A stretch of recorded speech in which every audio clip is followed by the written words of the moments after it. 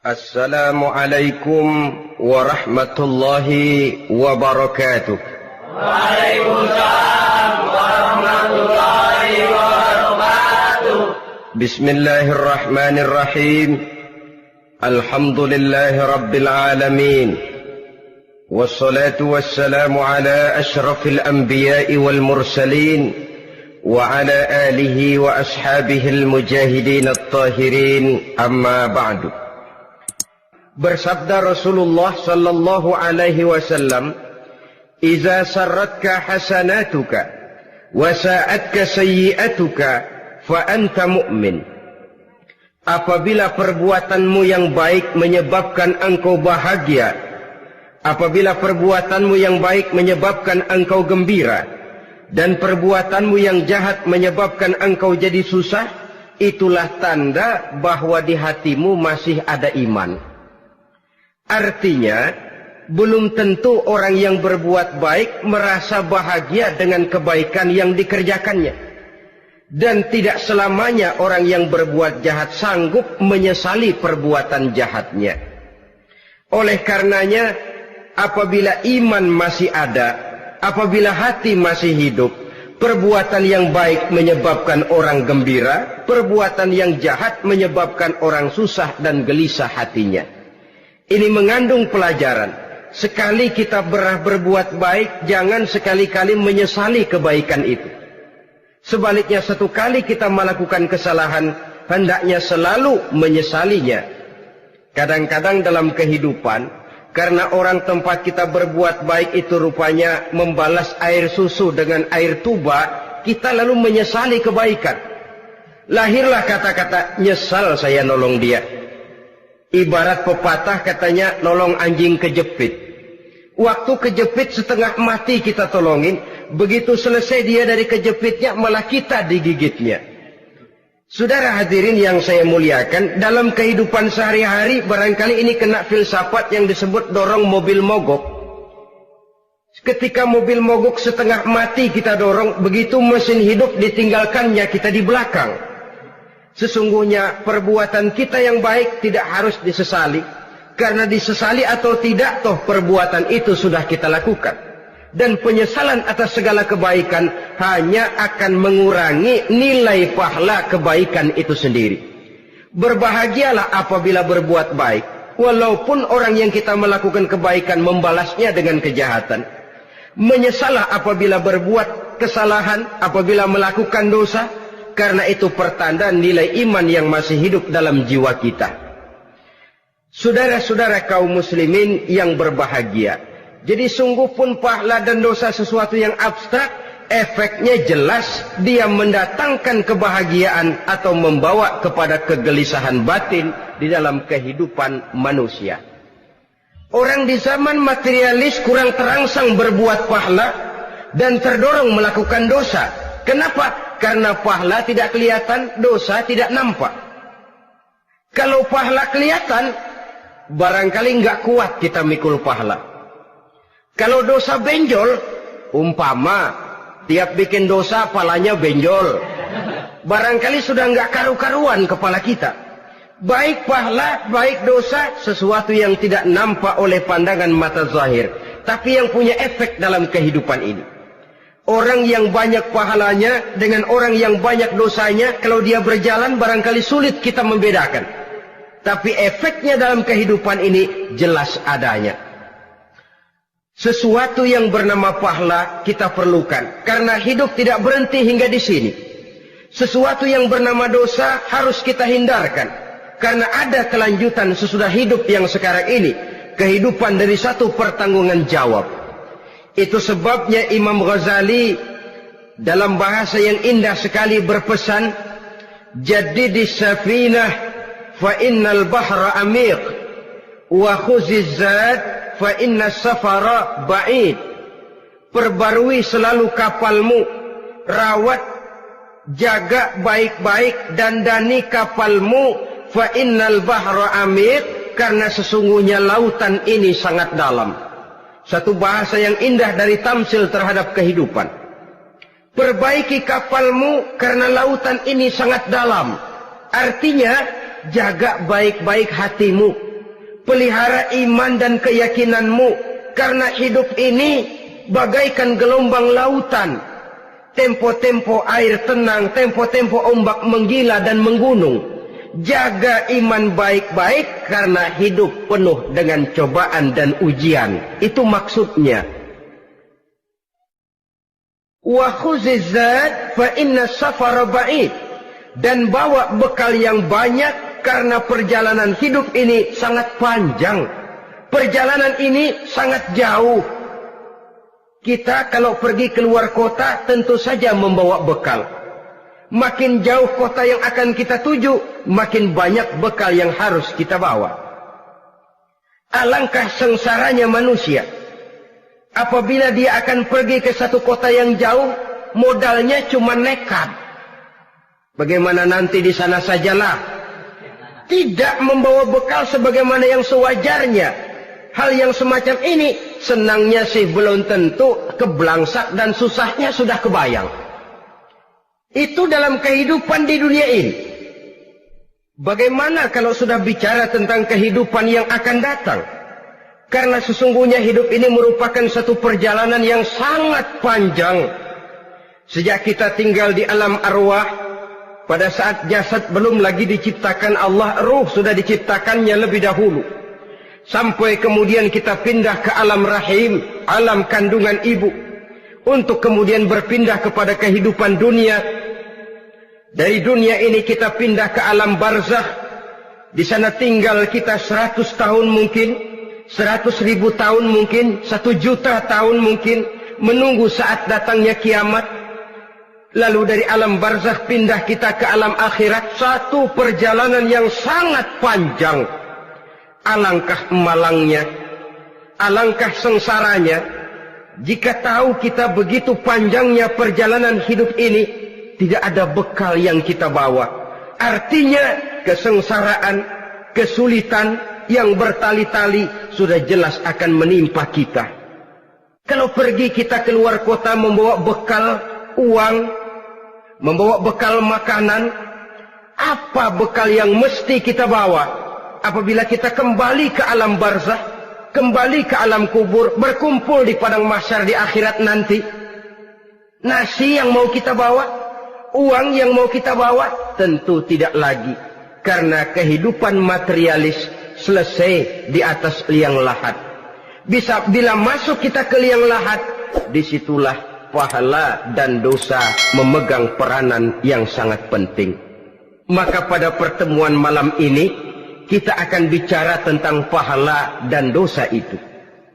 Saudara-saudara kaum muslimin rahimakumullah. Yang dinamakan pahala, kata Imam Ali Al-Jurjani dalam kitab At-Ta'rifatnya, ma yastahiqqu bihi ar-rahmatu wal maghfiratu minallahi ta'ala. Sesuatu yang pelaksananya berhak untuk mendapat rahmah dan ampunan dari Allah. Dengan kata lain, nilai pahala adalah akibat dari perbuatan-perbuatan di dalam melaksanakan perintah dan anjuran yang ada di dalam kehidupan agama. Apabila perintah dan anjuran kita laksanakan, nilai pahala itu lalu datang. Nah, nilai pahala dalam Islam, menurut konsepsi Quran, Allah menjelaskan, man jaa bil hasanati falahu asyru amsalihha. Barang siapa yang datang membawa satu kebajikan, barang siapa yang melaksanakan satu kebaikan, maka dia akan mendapat balasan 10 kali dari kebaikan yang dikerjakannya. 10 kali ini pun masih dilipat gandakan dengan 7. 7 ini pun masih dikalikan 100. Dan itu pun masih ditambah dengan pernyataan, wallahu yudha'ifu liman yasha. Allah masih akan melipat gandakan perbuatan baik seseorang yang dikehendakinya. Itulah nikmatnya dalam Islam. Tetapi sebaliknya, wa man jaa'a bisayyi'ati fala yujza illa mislaha. Barang siapa yang melakukan satu kejahatan, dia tidak akan mendapat balasan kecuali sesuai dengan kejahatan yang dikerjakannya. Alangkah rahman dan rahimnya Allah. Orang yang berbuat baik dibalas 10, dikali 7, dikali 100, masih dilipat gandakan pula. Tapi orang yang berbuat jahat tidak akan mendapat balasan kecuali sesuai dengan kejahatan yang dikerjakannya. Ini kan beda dengan sifat kita manusia. Kita ini kadang-kadang kalau dijitak membalasnya mukul. Tapi kalau orang berbuat baik kepada kita, kita enggan untuk berbuat baik kepada orang tadi. Allah tidak mengajarkan begitu. Satu kebaikan berbalas 10. Satu kejahatan berbalas dengan satu kejahatan. Maha Rahman dan Rahim Allah. Bahkan dalam Islam, niat berbuat baik saja mendapat pahala. Sedangkan niat berbuat jahat belum ditulis merupakan satu dosa sampai kejahatan itu dikerjakan oleh orang yang niat tadi. Umpamanya, saudara niat, nanti malam giliran pengajian saya mau hadir di majelis taklim. Pas datang waktu malam, hujan turun sangat lebat. Saudara berhalangan datang ke majelis taklim, saudara sudah mendapat pahala niat. Tapi saudara niat, nanti malam kalau turun hujan, saya mau bongkar rumahnya si fulan, saya mau curi seluruh harta bendanya. Ternyata malam saudara tidak mengerjakan perbuatan itu belum ditulis dosa sampai perbuatan itu benar-benar dikerjakan.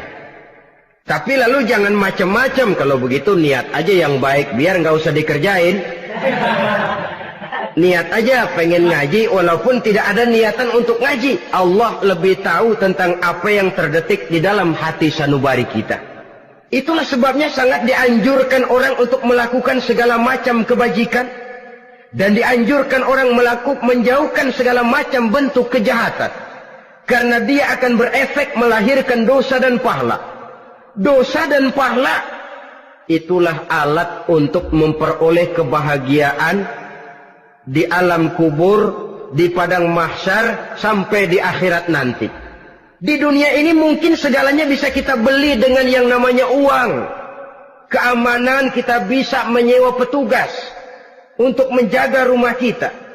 Kendaraan yang mewah bisa kita beli. Udara yang sejuk bisa kita ciptakan. Siapa banyak uang, dia raja. Mungkin itu di dunia. Tapi bisa apa uang kalau kita sudah masuk ke alam kubur? Bisakah munkar nakir kita sogok? Udah karkir, jangan nanya nih, cepet.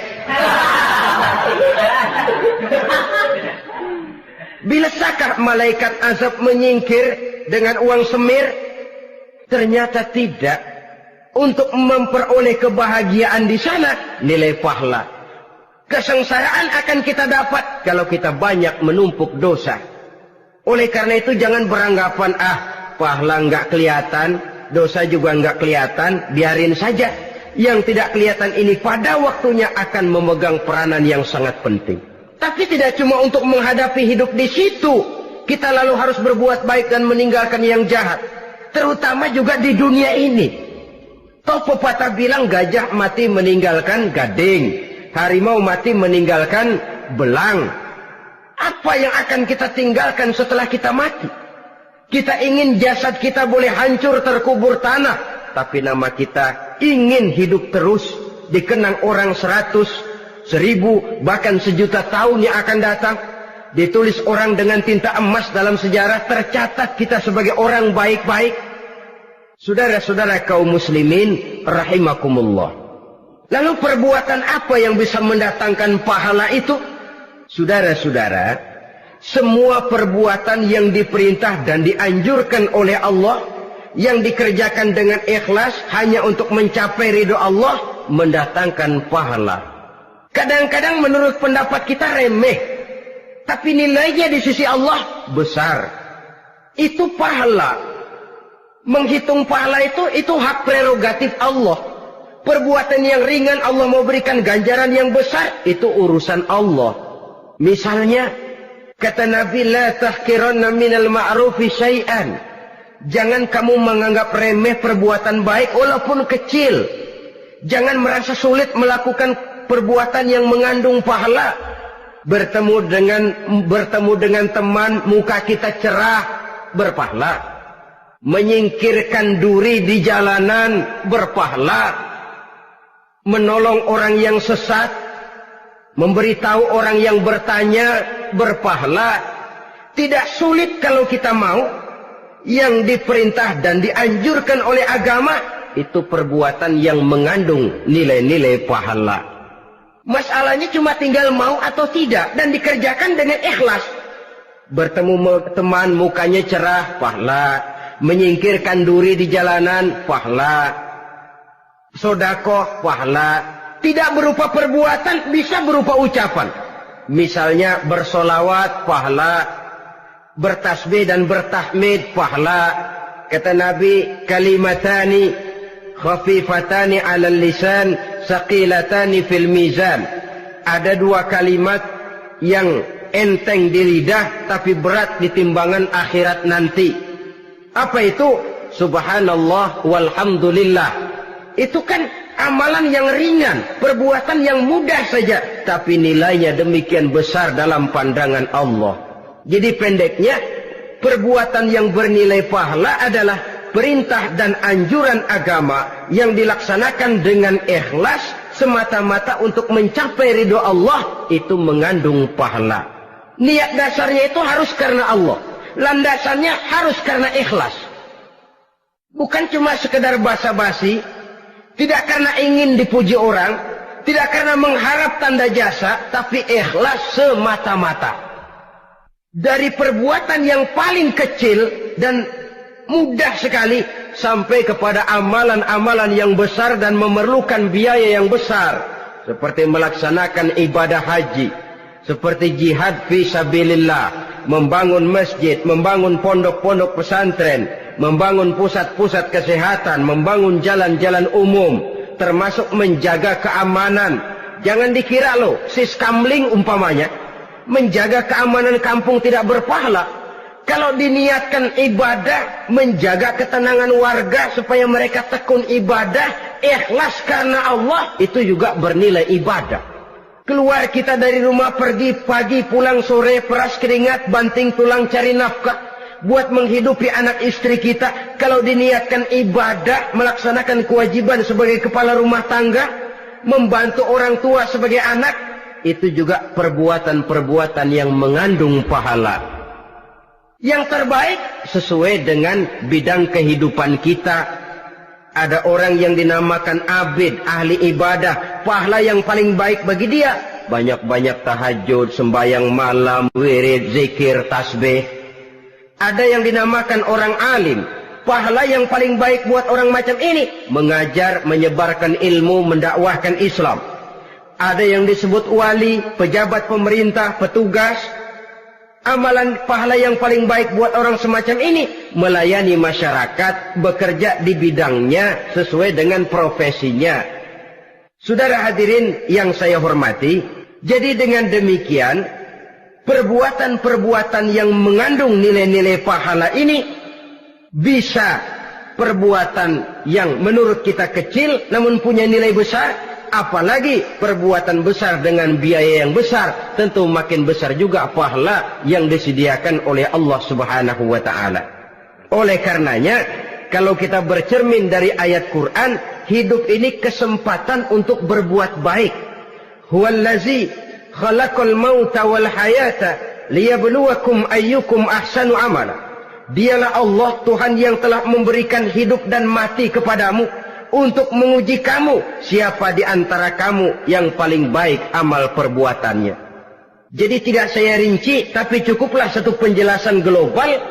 Perbuatan yang berpahala adalah perbuatan melaksanakan perintah Allah atau anjuran Allah dengan dasar ikhlas, dengan tujuan untuk mencapai ridho Allah semata-mata. Lalu apa perbuatan yang mengakibatkan dosa itu? Saudara-saudara, dosa lahir akibat melakukan larangan Allah atau mengerjakan yang dicelaknya. Nah, para ulama ada yang membagi dosa itu menjadi dua bagian. Ada dosa-dosa kecil, ada dosa-dosa besar. Tetapi sebenarnya ditinjau dari segi hakikatnya, kalau sudah melakukan satu kesalahan yang mengakibatkan dosa, jangan dilihat besar dan kecilnya, tapi kepada siapa dosa itu kita kerjakan. Sebab kalau dosa kita anggap satu yang kecil, orang akan terangsang untuk mengerjakan yang kecil-kecil saja. Sehingga dengan demikian, yang kecil pun akan menjadi besar kalau ditumpuk-tumpuk. Sedangkan yang besar bisa saja menjadi kecil kalau selalu diiringi dengan permohonan ampun kepada Allah. Itu sebabnya para ulama sufi, orang-orang tasawuf mengatakan, la saghair ma'al istimrar wala kabair ma'al istighfar. Tidak ada dosa yang kecil kalau dikerjakan terus-menerus, dan tidak ada dosa yang besar kalau digempur tiap saat dengan perbuatan istighfar atau memohon ampun kepada Allah Subhanahu wa taala. Cuma saja pada umumnya, karena dosa-dosa kecil itu lebih mudah taubatnya, dan ada janji Nabi, barang siapa yang meninggalkan dosa-dosa besar akan diampuni dosa-dosanya yang kecil-kecil. Oleh karena itu, pada kesempatan ini kita akan juga bicarakan apa saja yang termasuk klasifikasi dosa-dosa besar, dengan harapan kita bisa menjaga diri, menyelamatkan diri, jangan sampai terjatuh ke dalam dosa-dosa yang besar tadi. Tetapi bukan berarti kita harus terangsang melakukan dosa-dosa yang kecil. Biarin kecil ini, tobatnya gampang. Dosa kelas teri. Dosa itu kan tidak kelihatan. Lalu terangsang melakukan perbuatan dosa-dosa, walaupun kecil, kalau berlarut terus-menerus dia akan tumbuh menjadi dosa yang besar. Oleh karenanya, jangan sampai mengundang pengertian kalau kita membicarakan dosa-dosa yang besar, lalu terangsang melakukan dosa-dosa yang kecil. Karena bagaimanapun juga, dosa kecil dan dosa besar sama dalam arti kepada Allah kita melakukan kesalahan. Dan dosa yang kecil pun kalau bertumpuk, dia akan menjadi banyak. Saudara-saudara kaum muslimin rahimakumullah, ada beberapa jenis dosa-dosa besar. Jenis yang pertama, asyirku billah, syirik atau menyekutukan Allah. Dari sekian deretan dosa-dosa besar, syirik ini merupakan bapak moyangnya dosa. Dedengkotnya dosa itu syirik, menyekutukan Allah. Bahkan dosa yang lain Allah masih mau mengampuni, tapi kalau sudah syirik, menyekutukan Allah, itu sudah satu dosa yang tidak berampun sama sekali. Oleh karena itu tepat pesan Imam Ghazali tadi, jadi di safinah fa innal bahra amik, jaga iman, pelihara akidah, dandani kapal. Karena hidup ini gelombang lautan sangat dalam, hidup banyak cobaan. Di dalam hidup di zaman sekarang ini, saudara bisa perhatikan, di mana tensi ekonomi tinggi, lapangan kerja sulit, persaingan hidup makin tajam, sifat egois dan individualis tumbuh di mana-mana, rasa solidaritas sosial menurun, sifat gotong royong musnah, orang mudah potong kompas, potong jalan, ingin cepat kaya, ingin cepat naik pangkat, ingin dapat kedudukan. Kadang-kadang akidah pun terjual, akidah pun musnah, jatuh ke jurang syirik pun tidak jadi soal. Itu yang kita khawatirkan. Kalau dosa-dosa yang lain Allah masih mau mengampuni, tapi kalau sudah jatuh kepada syirik, Allah sama sekali tidak akan memberikan ampun. Dalam kaitan dengan ini barangkali tepat sinyalemen Imam Ali itu. Andai kata kemiskinan merupakan satu kepribadian, saya akan membunuhnya lebih dahulu. Artinya memang kemiskinan ini sering mendorong orang kepada jurang kemusyrikan. Tidak tahan menghadapi godaan perut akibat tensi ekonomi yang tinggi, lapangan kerja yang sulit. Iman pun jadilah ditukar dengan 3 liter beras. Akidah pun jadilah dibarter dengan 3 bungkus supermi, dengan pakaian bekas, dengan obat-obatan. Tidak jadi soal baginya mengejar kebahagiaan yang relatif singkat dengan mengorbankan kebahagiaan yang abadi. persis ibarat pepatah, nyari jarum kampak hilang. Mencari sesuatu yang kecil, yang besar jadi sia-sia. Membela perut, mengorbankan akidah. Na'udzubillah summa na'udzubillah. Saudara-saudara kaum muslimin rahimakumullah. Ini fakta. Ini kenyataan. Dan hal semacam ini tidak bisa diatasi cuma dengan ceramah, simposium, diskusi, seminar. Apalagi Nabi berpesan, solahu ummati bil ilmi wal mal. Umatku hanya bisa menjadi baik akidahnya dengan ilmu dan harta. Itu bahasa Nabi. Kalau bahasa kita sekarang, dengan ekonomi dan pendidikan. Ilmu, pendidikan, ekonomi, harta. Tanpa itu, sangat besar kemungkinan kita bisa menjual akidah terjerumus di lembah kemusyrikan. Maka terutama kepada saudara-saudara saya, muslimin yang terpencil jauh dari kota-kota besar, yang kadang dalam kehidupan seharinya imannya sering digoda oleh supermi, akidahnya sering ditantang oleh pembagian beras, pakaian-pakaian bekas, obat-obatan dan sebagainya. Jaga dan bentengi akidah kita. Lebih baik nyawa berpisah dari badan, asal iman jangan berpisah dari hati. Kepada adik-adik saya para remaja, para pemuda di kota-kota besar, yang iman dan akidahnya sering ditantang dengan minuman-minuman keras, fasilitas-fasilitas yang menghanyutkan, yang secara terarah dan praktis sedikit demi sedikit menggiring kita untuk keluar dari nilai-nilai akidah.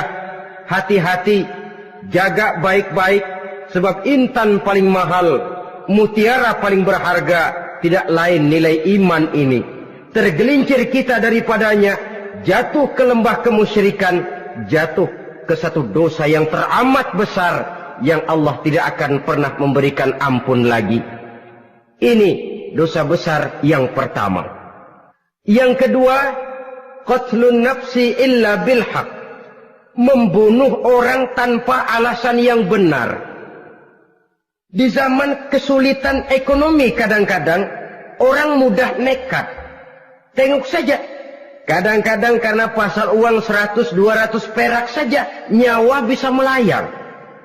Kadang-kadang karena urusan yang remeh, salah omong, salah ambil, salah ucap, salah pegang, nyawa bisa jadi melayang. Alangkah murahnya nyawa, seakan-akan kita yang punya. Padahal nyawa itu hak milik Allah. Tidak pantas kita merampasnya, tidak pantas kita menghilangkannya dari jasad seseorang. Oleh karenanya, membunuh orang merupakan satu dosa yang sangat besar.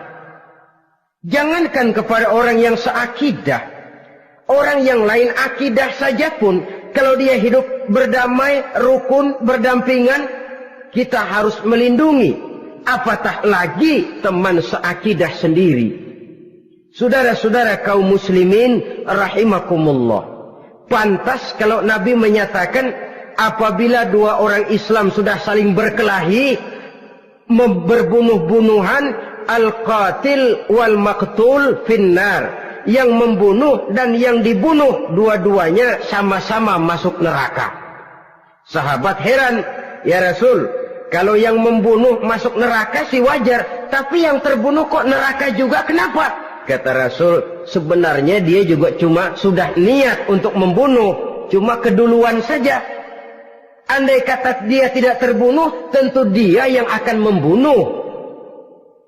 Saudara-saudara kaum muslimin rahimakumullah, Islam sesuai dengan namanya adalah agama damai. Kita tidak boleh mencari-cari musuh, walaupun tidak boleh lari kalau bertemu musuh.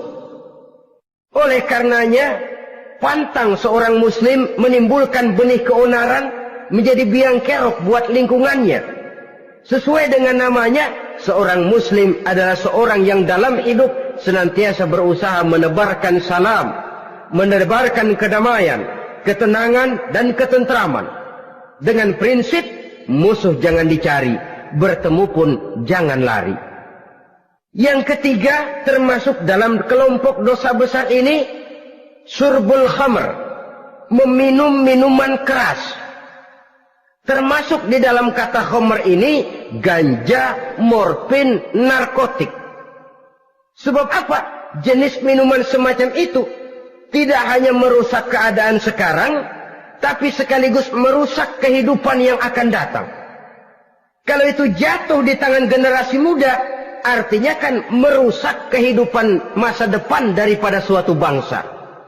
Karena apa? Remaja dan pemuda merupakan bentuk miniatur daripada kehidupan bangsa. Akan bagaimana warna umat Islam di Indonesia. Bahkan akan bagaimana warna Indonesia 30, 40, 50 tahun yang akan datang. Remaja sekarang jawabannya. Kalau remaja kita sekarang ini kerjanya cuma bisa nyekek botol, insya Allah bangsa Indonesia 30-40 tahun yang akan datang akan tumbuh menjadi bangsa teler. Tidak banyak yang bisa kita harapkan. Remaja adalah gambaran masa depan dari satu bangsa, dari satu umat. Dan remaja itu di dalam dirinya secara fitrah terkumpul semua bakat, terdapat semua kemungkinan. Kita ini lahir membawa sifat pemimpin, tapi juga membawa sifat pengacau. Kita ini ada bakat jadi orang jujur, ada bakat jadi pengkhianat.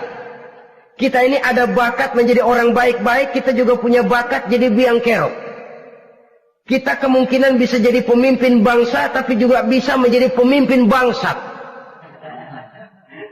Nanti lingkungan dan pendidikan akan menumbuhkan, membentuk mana yang tumbuh lebih subur. Kalau lingkungan dan pendidikannya lebih banyak bercerita tentang kejujuran, maka nilai kejujuran yang akan tumbuh lebih banyak dalam jiwanya. Dan insya Allah diharapkan dia akan menjadi manusia yang jujur di kelak kemudian hari nanti. Dan masalah minuman keras ini sebenarnya berkait. Kita tidak bisa cuma menyalahkan remaja saja, menyalahkan pemuda saja. Karena bagaimanapun masalahnya kompleks. Menghancurkan sesuatu tanpa melihat kausalnya, tanpa melihat sebab akibatnya kan sama juga bohong.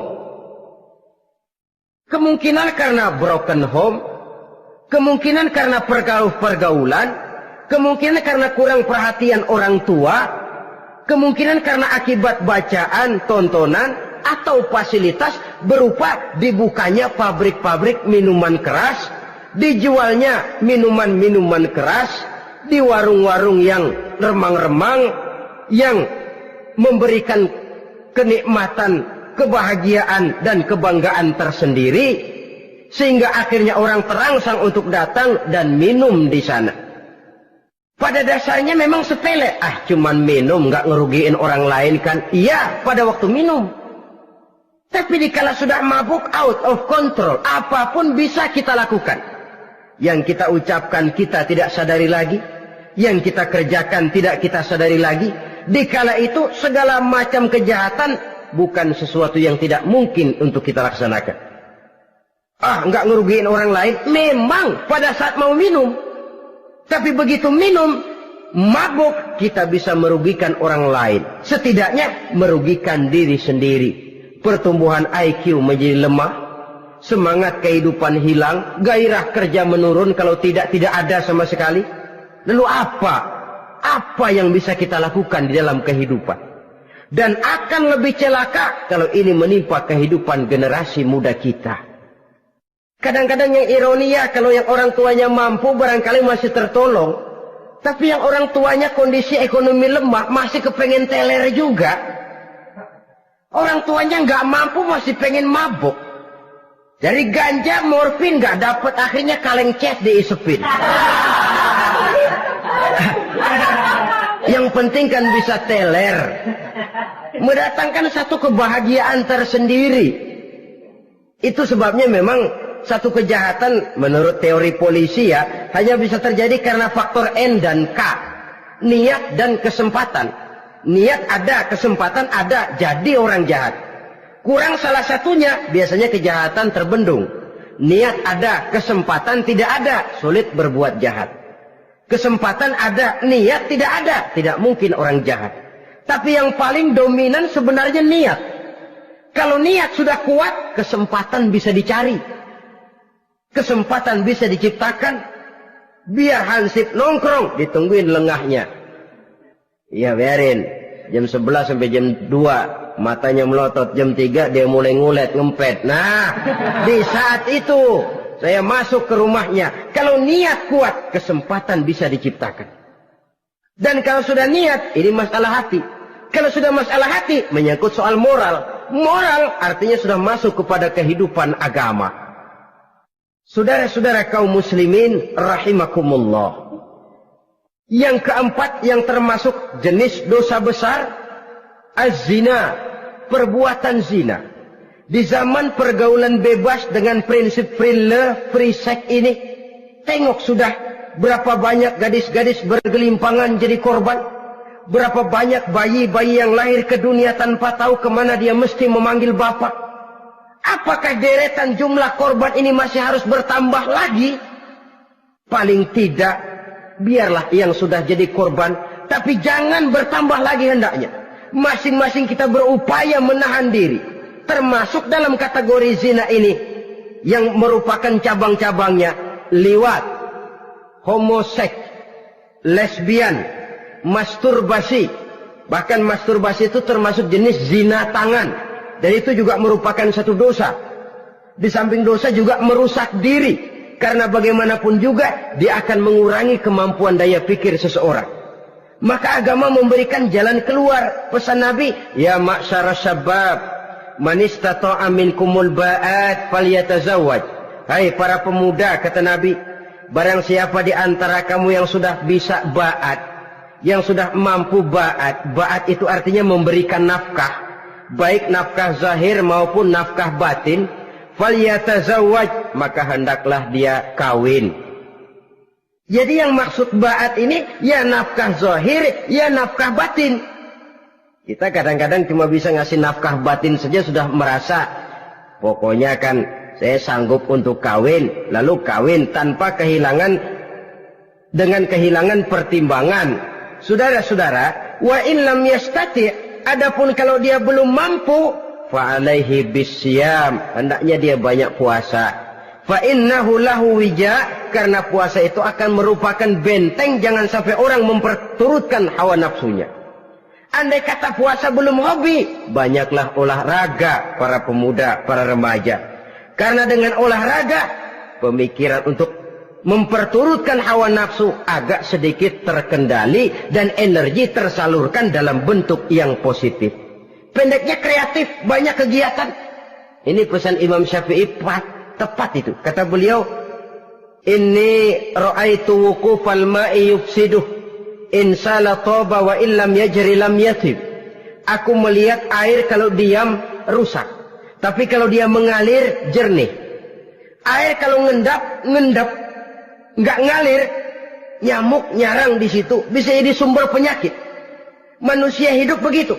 Kalau nggak punya kegiatan, nggak kreatif, kerjanya cuma delohom, ayam-ayam, akhirnya jadi ngerusak. Ngomongin orang, si Ano, ngapa? Ano. Kebangetan nggak ngapa-ngapain, orang aja dipontenin.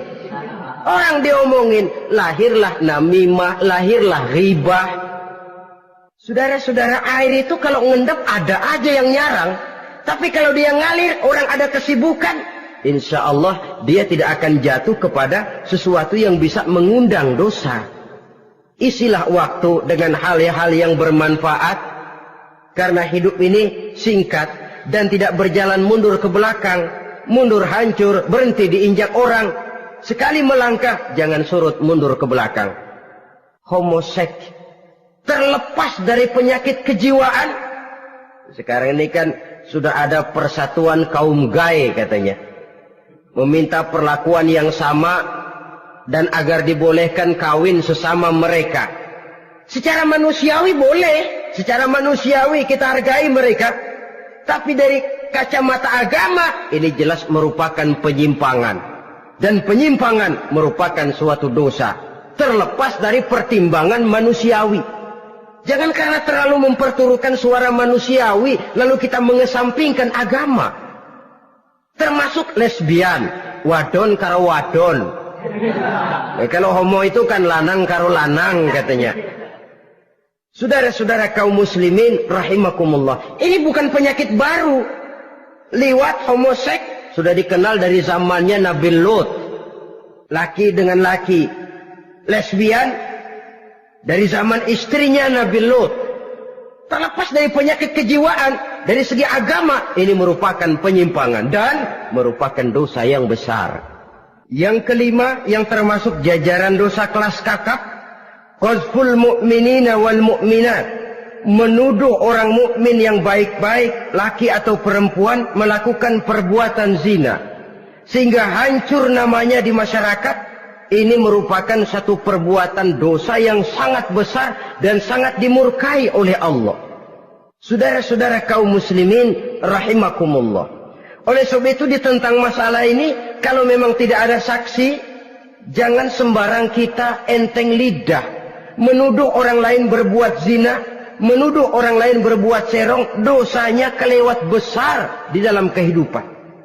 Karena apa? Mencari harga diri itu berat, memelihara kehormatan diri jauh lebih berat. Satu kali orang dihancurkan namanya di masyarakat, dia akan terisolir jadinya. Oleh karenanya, berlindung kita kepada Allah, jangan sampailah dihinggapi oleh sifat ini. Karena sentimen kita kepada seseorang, karena hasad kita kepada seseorang, tidak senang melihat orang lain lebih maju, lalu lidah ini seenaknya saja mengucapkan kata. Padahal sanksi dan resikonya sangat besar. Yang kita tuduh barangkali mendapat pahala dari Allah. Kita sendiri yang menuduh tanpa saksi, tanpa alasan yang benar, mendapat dosa yang sangat besar. Saudara-saudara, memang kadang-kadang aneh dalam hidup ini. Seorang pelacur biasanya bisa menjaga mulutnya di masyarakat, kata-katanya baik, sopan. Kenapa? Karena mulut yang satu sudah tidak terjaga.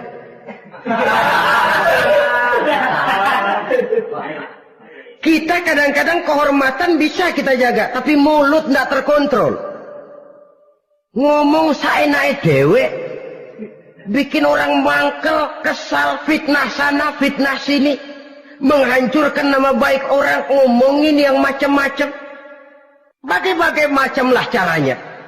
Saudara-saudara kaum muslimin yang berbahagia. Jadi dengan demikian, menuduh orang lain berbuat zina, sedangkan orang itu tidak pernah melakukannya, ini termasuk satu dosa yang sangat besar di dalam kehidupan ini. Yang keenam, al-'aqu bil walidain, durhaka kepada ibu bapak. Seorang anak, bagaimanapun banyak nilai ibadahnya, banyak kebaikan di masyarakat, menyandang berbagai macam gelar, pangkat dan jabatannya tinggi, tapi kalau sudah durhaka kepada kedua orang tuanya, alamat hidup tidak lagi membawa keberkahan. Dan itu dosa yang sangat besar. Sampai Nabi sabdakan, ridho Allah ada di dalam keridhaan ibu bapak. Murka Allah pun ada di dalam kemurkaan ibu dan bapak. Walaupun belum tentu setiap kita orang tua, tapi yang jelas setiap kita adalah anak. Dan setiap anak punya ibu dan bapak. Jangan sampai kacang lupa kepada kulitnya. Saudara-saudara kaum muslimin rahimakumullah, durhaka kepada ibu bapak merupakan perbuatan yang sangat dimurkai oleh Allah. Apalagi ibu yang telah melahirkan kita, bahkan mengandung kita. Begitu juga bapak yang telah berusaha peras keringat banting tulang untuk mengasuh membesarkan kita. Tidak ada perbuatan baik yang kita lakukan untuk bisa menebus kebaikan daripada ibu dan bapak kita. Setidaknya kalau belum bisa berbuat baik kepadanya, kepada keduanya, janganlah menyakiti hati keduanya. Itu saja dulu yang harus dijaga. Kadang-kadang sudah berbuat baik enggak, nyakitin melulu. Sudah nyenangin belum bisa, saban sehari nyakitin saja. Padahal kedua orang tua itu doanya manjur, sebagaimana sumpahnya juga bisa jadi kenyataan. Dan sering bahkan menjadi kenyataan. Sampai ibu bapak sudah wafat, sudah meninggal sekalipun, kewajiban berbakti masih harus terus dilakukan oleh seorang anak. Lalu yang ketujuh, at-tawalli yaumaz zahfi, berpaling pada hari pertempuran. Orang sedang sibuk-sibuk menghadapi musuh, maksudnya berjuang membela agama ini, dia lari menyelamatkan diri. Pengecut, mental munafik. Ayo, kalau demi agama, mari kita maju ke depan. Allahu Akbar. Yang besar Allah, yang lain kecil semua. Maju. Orang lain maju serentak, dia mundur jauh ke belakang. Mental munafik, mental calo istilah sekarang ini. Oh, itu calo, mental calo. Tuhan gedek banget itu. Coba ya, calo itu paling sibuk nyuruh penumpang naik. Tapi sementara penumpang naik sampai ke tempat tujuan masing-masing, calonya nggak kemana-mana, diem aja di situ. Cuma orang aja disuruh naik. Saudara-saudara, kerja bakti, orang turun ke comberan, dia naik ke tempat tidur.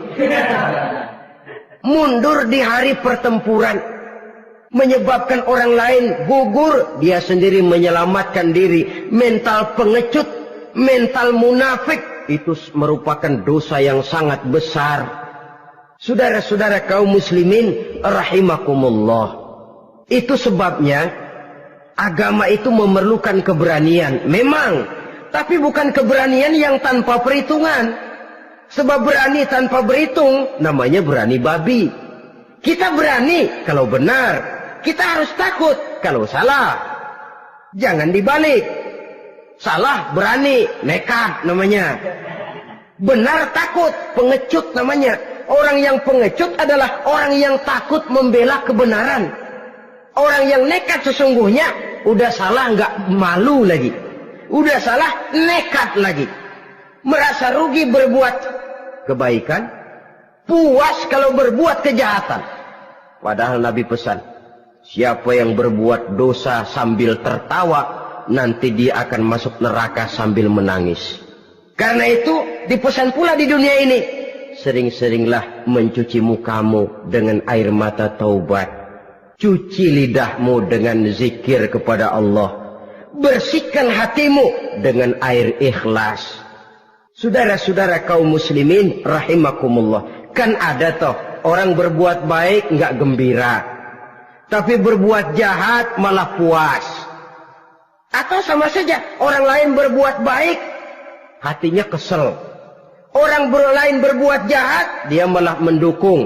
Atau orang lain tergelincir berbuat jahat, dia malah girang. Ini kan tidak objektif.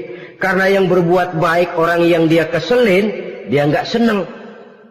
Tetapi karena yang berbuat jahat, orang yang dia senengin, dibenerin juga. Itu nggak objektif namanya. Mundur di hari pertempuran pada saat saudara-saudara kita sedang menghadapi musuh, sikap pengecut yang sangat dibenci Allah. Yang kedelapan, termasuk kelompok dosa besar, aklu malil yatim, makan harta anak yatim. Kadang-kadang ada orang mengeksploitir loh nasib anak-anak yatim. Karena biasanya para dermawan peka kalau mendengar nasib yatim, memberikan santunan. Si yatim belum makan, yang ngurusin udah pada kenyang. Mengeksploitir, memakan harta anak yatim termasuk dosa yang sangat besar. Sehingga Nabi pesan, ana wa kafilul yatim kahataini yaumal qiyamah. Aku dan orang yang menyantuni anak yatim seperti dua jari ini di hari kiamat. Rumah yang paling dimuliakan Allah adalah rumah yang di dalamnya ada anak yatim yang hidupnya dihormati, hidupnya disantuni, keperluannya dicukupi. Maaf saja, tahap kita menyantuni anak yatim ini baru tahap setahun sekali. Kalau Muharram kita agungkanlah, kita besarkan. Lebaran yatim katanya. Kita kumpulkan dana, kita usap kepala yatim, kita kumpulkan beras, kita bagikan hari itu. Perkara bulan depan kelaparan, kita tutup kuping. Perkara bulan berikutnya dia kelaparan, kita masa bodoh. Bahwa di bulan Muharram kita santuni yatim piatu itu sudah baik. Tapi akan lebih baik lagi kalau kita sanggup menjadi bapak asuh mereka, memikirkan sekolah mereka, ada kontinuitas. Kalau mereka diasuh oleh orang lain, lalu bertukar agamanya, berpindah akidahnya, kita ngomel habis-habisan. Tapi kita ada kemampuan, kita tidak mau berbuat semacam itu. Ya sama juga bohong namanya. Saudara-saudara kaum muslimin rahimakumullah. Orang yang menyantuni yatim mendapat pahala besar. Tapi orang yang mengkorup harta anak yatim, dosanya juga sangat besar. Berhati-hatilah kalau kita diberikan kepercayaan oleh masyarakat untuk mengurus anak-anak yatim. Karena pahalanya besar, resikonya juga besar. Yang kesembilan, syahadatuz zur, sumpah palsu. Sebab sumpah palsu ini menggunakan nama Allah untuk sesuatu yang tidak benar. Nama kita saja dibawa untuk yang tidak benar, kita jengkel. Nama kita dipalsukan untuk sesuatu yang tidak baik, kita kadang-kadang jengkel, tidak puas jengkel, menuntut melalui saluran hukum. Kenapa? Nama saya dicatut. Bagaimana lagi kalau nama Allah kita pakai untuk bersumpah, sumpahnya palsu, menguntungkan kita, merugikan orang lain, Allah murka betul. Maka sumpah palsu termasuk deretan dosa-dosa besar. Apalagi yang ke-10, aklur riba, makan riba alias renten. Ini kan yang cepat mendatangkan uang. Kadang-kadang kalau yang bikin riba itu orang awam barangkali, ya masih kita maklumin. Kadang-kadang penyakit ini datang menimpa mereka juga yang kita kenal kebaikannya. Bahkan suka datang ke musola, rajin ke masjid kadang-kadang. Riba masih dimakannya. Karena cara cari duit paling enak. Duit utuh tambahnya terus masuk. Na'udzubillah summa na'udzubillah. Itu yang diibaratkan dalam perjalanan Mi'raj waktu Nabi diperlihatkan neraka. Orang perutnya sebesar rumah dililit ular. Diseret-seret itu hancur perutnya. Dibulatkan lagi, diseret lagi, hancur lagi. Dibulatkan lagi, terus menerus begitu. Dia berteriak, mengerang, mengeluh, mengadu kesakitan. Nabi tanya, itu apa Jibril? Itu contoh dari umatmu yang suka makan riba Muhammad. Makan renten. Saudara-saudara, ini kan mencekik leher orang. Orang sedang kesulitan. Kelihatannya sih baik, menolong. Tapi di belakang menolong itu nyekek. Di belakang nolong itu nyekek. Dan nyekek itu sebenarnya tujuan utamanya. Orang yang menjalankan riba pada dasarnya tidak punya perikman kemanusiaan kok. Kalau dia kelihatannya mau menolong, kelihatannya motifnya mencari untung di belakang itu. Jauh dari kemanusiaan. Yang ke-11, saudara-saudara, termasuk jajaran dosa besar itu qat'ur rahim, memutuskan silaturahmi. Marah, hobi sama marah. Kalau 3 hari nggak marahan sama orang, ngebet palanya. Selalu nyari gara-gara. Kalau udah marah berlaku perpanjangan waktu. Tahun, 2 tahun, kadang-kadang seumur hidup. Saudara hadirin yang saya muliakan. Apalagi mengurangi timbangan termasuk kelas dosa besar. Makan suap termasuk dosa besar. Semir menyemir dosa besar. Apalagi bunuh diri. Nah ini, bunuh diri dosa besar.